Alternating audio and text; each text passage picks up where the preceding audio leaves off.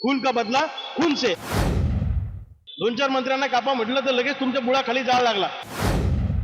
संविधानाची चौकट मोडायचं काम तुम्ही केलं. आपल्यासोबत आहेत रविकांत तुपकर. भाऊ, काय सांगाल? काल आपण एक भाषणामध्ये बोलले होते, त्याबद्दल काय आपली नेमकी भावना आहे? नाही, भावना अशी आहे, मी जी भावना व्यक्त केली याच्यावरनं माझ्यावर जी टीका होते, मला त्याची अजिबात पर्वा नाही. मी महाराष्ट्रातल्या शेतकरी पुत्रांची संतप्त भावना त्या ठिकाणी व्यक्त केली. तीच भावना महाराष्ट्रातल्या शेतकरी पुत्रांच्या मनामध्ये आहे. आज सोयाबीनला भाव नाही. सोयाबीनचा प्रति क्विंटल उत्पादन खर्च 8,000 आणि बाजारातला भाव 3,500. 3,500 सोयाबीन विकतो आम्ही. कापसाचा प्रति क्विंटल उत्पादन खर्च 9,000, बाजारातला भाव 6,500-7,000. अरे जगायचं कसं आम्ही?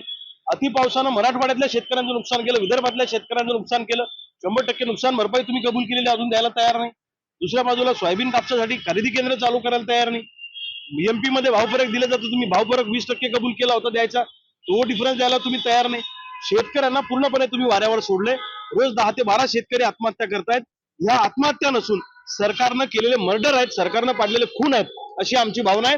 खून का बदला खून से असं म्हटलं तरी काही वावगं ठरणार नाही. मी जे बोललो त्याच्या पाठीमागची माझी भावना तुम्ही समजून घ्या असं मला वाटतं. दोन चार मंत्र्यांना कापा म्हटलं तर लगेच तुमच्या बुळाखाली जाळ लागला. आमचे बाप रोज मरतोय, 10-12 शेतकरी आत्महत्या करतात, त्याच्याबद्दल तुमच्या मनात काहीच नाही. तुमच्या चुकीच्या धोरणामुळे आमचा बाप आज मरतो आहे. आणि वरतून तुम्ही आम्हाला पुन्हा म्हणणार की लोकशाहीच्या विरोधात तुम्ही बोलणार.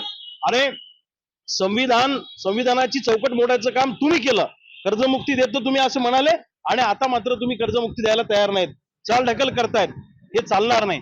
आणि या सरकारला जरी वाटत असेल आमच्याकडे मेजॉरिटी आहे, पण सरकारपेक्षा गाववाड्यातल्या शेतकऱ्याची ताकद मोठी आहे, लक्षात ठेवा. काय वाटते भाऊ की शेतकऱ्यांची मागण्या पूर्ण होणार की 7-12 कोरा होणार की नाही? नाही, एक गोष्ट लक्षात ठेवा, ज्या वेळी सरकारनं कोणतीही मस्ती केलेली आहे, माज केलेला आहे, त्यावेळी जन आंदोलनानं सरकारचा माज उतरवलेला आहे.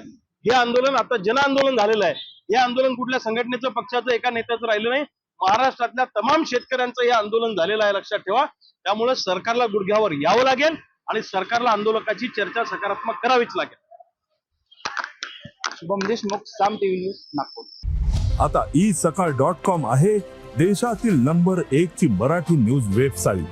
प्रत्येक अपडेटसाठी isakal.com ला नक्की भेट द्या.